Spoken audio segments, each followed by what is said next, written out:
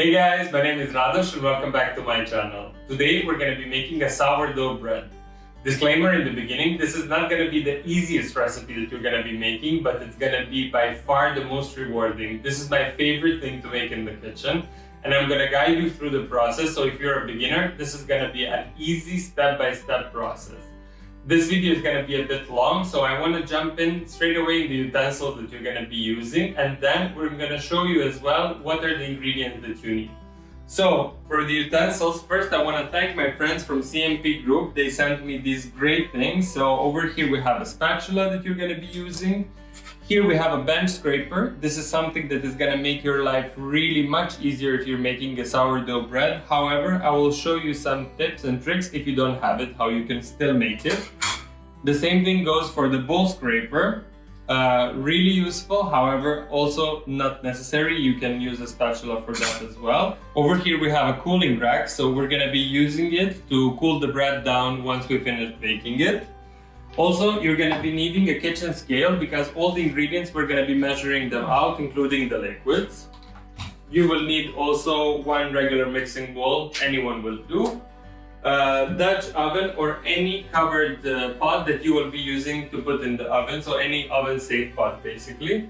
Over here we have a sourdough starter. If you don't know how to make it, leave me in the comment box down below and I will make a video on how to make a sourdough starter. Over here we have whole wheat flour. In this recipe I will be using a mix of whole wheat and the regular flour.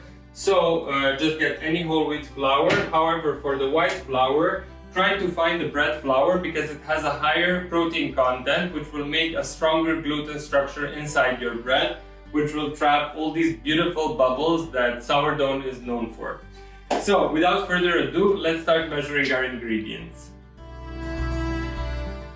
We're going to begin by putting our bowl on our kitchen scale. We're gonna tare, which basically means we're gonna put it back to 0.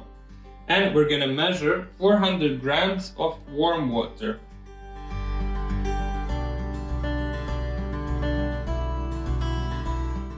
So to that, we will be adding 100 grams of our mature starter.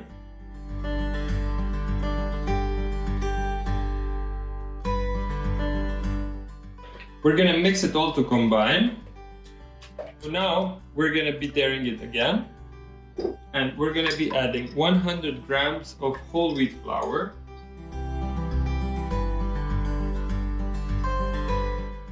And we're gonna be adding 400 grams of bread flour.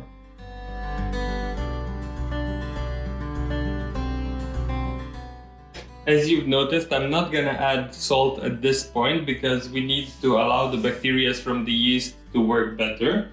So first, for the 1 hour, I'm not gonna do anything. I'm just gonna mix it all with my hand until there are no dry spots anymore.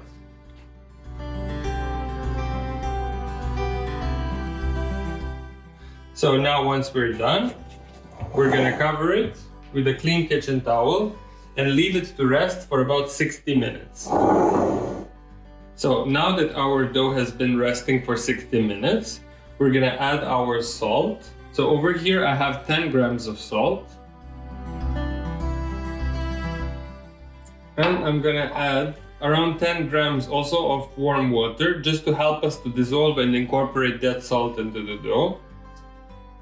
And now we're gonna start working that salt inside. So don't be gentle with it, just start squishing it until you feel that all the salt has been incorporated in the dough. Basically what you're looking for is that you don't feel any salt particles under your hands.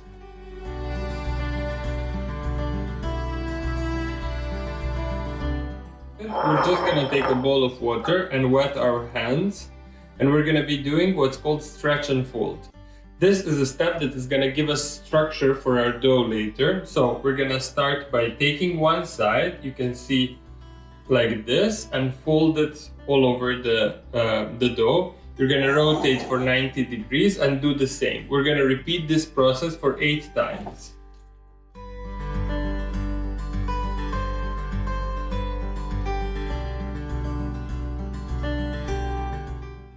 And after I have done this, we're just gonna flip the dough over and Using this, we're gonna tuck the sides inside.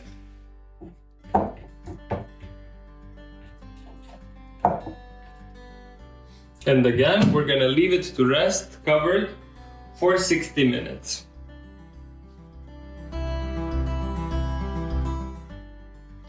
So after 60 minutes, our dough has relaxed. As you can see, like the bubbles are forming, so we have a good activity. Now we're gonna fold it one last time just to create some tension. We can put a bit of water on our hands, and then we will pull the dough and sort of fold it on itself. And switch for 90 degrees. Just fold it on itself, so the gravity does the work. But basically we don't want to lose all these air bubbles that we've created. So one more time. Now that we've done that, we can lightly sprinkle our work surface. Doesn't have to be a lot. We'll take out our dough. And now comes the time for a bench scraper. So you're taking it from the side and pulling it towards yourself. Now what this does is create a surface tension on the top. So it's gonna help our dough stand properly. We can put a bit of flour on top, and we start on this side and pulling it towards ourselves. So we're gonna be continuing doing this.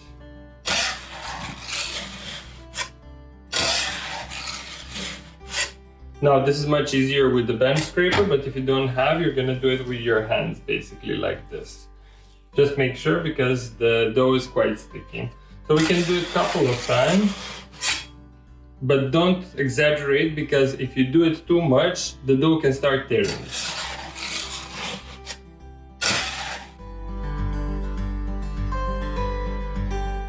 I'm gonna sprinkle it with some flour.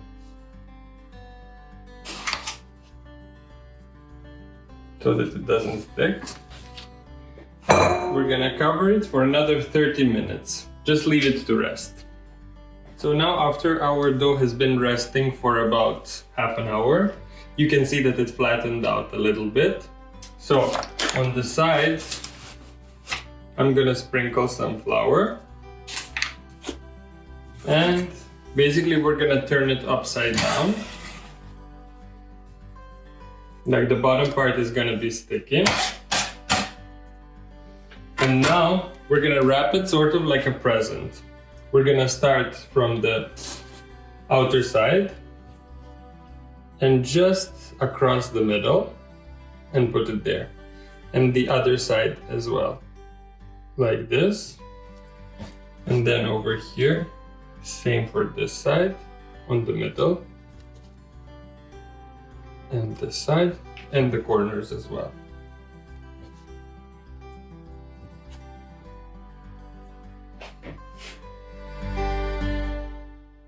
So now that we've done that, we have our basket that we've covered with clean kitchen towel with some whole wheat flour. The reason that I'm using whole wheat here is that it's a bit more coarse, so it will not stick to the cloth.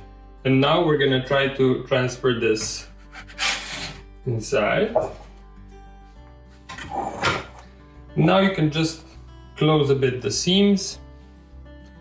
And over here on top, you can sprinkle it with some flour. However, I will add some sesame. So you can sprinkle it generously. So just leave it like that, and just a bit on the sides. And now we will put it in any plastic bag.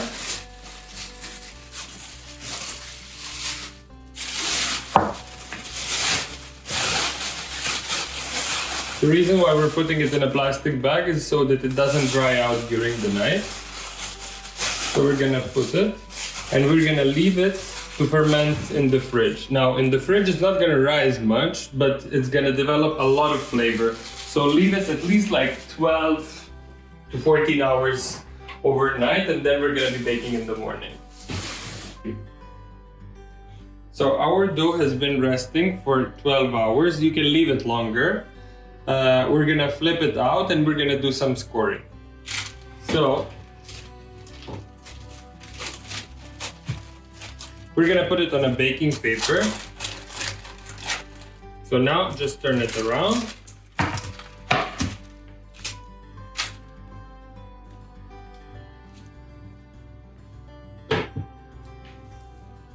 And we're gonna remove the cloth. So on top of this, I'm gonna sprinkle some rice flour. The reason why I'm using rice flour is that it stays white during baking, and I think it gives it a nice rustic touch.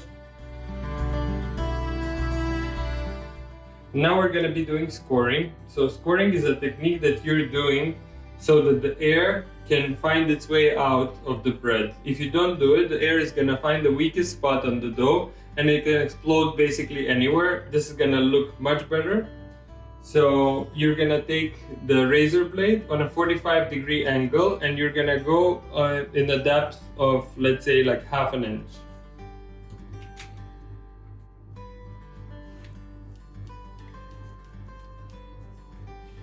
And over here, we can do some decoration if you want.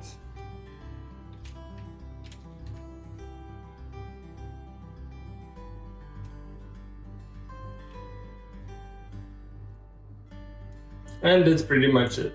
So before you put it in the oven, you have to put your baking vessel inside, and it has to be preheated to 250 degrees Celsius. So over here I have my Dutch oven that has been heating for about 30 minutes. So it's piping hot now. You have to be very careful. And we're gonna be putting our bread inside. Now we're gonna be baking it covered first for 30 minutes. After that, we will open and leave it for another 15 to 20 minutes.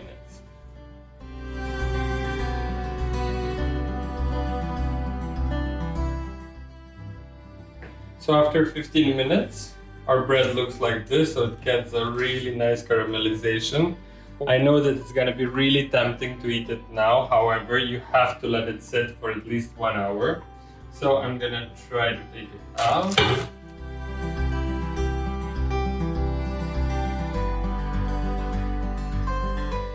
So now just leave it to rest for about 1 hour, because then you're not gonna smush it when you're cutting through. And you're looking for this nice hollow sound, which means that it has a really good yeast activity. And I'm sure that the results are gonna be great. So be patient, stick with us, and we're gonna show you how it looks after 1 hour.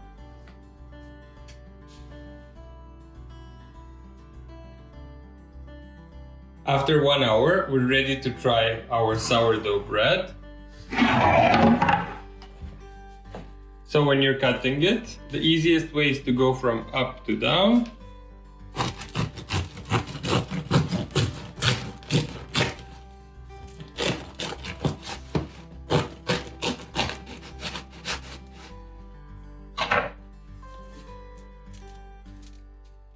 And now you can see that beautiful structure and that crunch.